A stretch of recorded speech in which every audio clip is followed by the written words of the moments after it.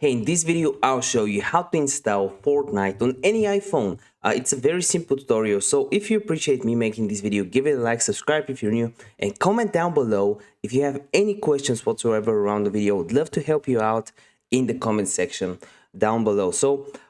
There's a small issue, and it is when you go on the App Store and you type in Fortnite, can't actually see it. There's other battle royales, but not Fortnite. And the reason is basically a year ago, Apple just kicked Fortnite off the App Store. You can see articles from The Verge, and it's basically because they had some issues.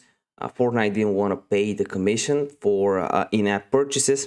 So there's different ways to install it. There's apps that you can use to install Fortnite, but some of them are kind of shady. So the only working way is to actually go on the App Store, click on your profile photo, click on purchased and my purchases, and then click on type in Fortnite right here. So if you had Fortnite installed at any point in any of these two tabs, you'll see it here and you can install it. If this video helped you out, give me a like, and want to see you in the next one. Bye.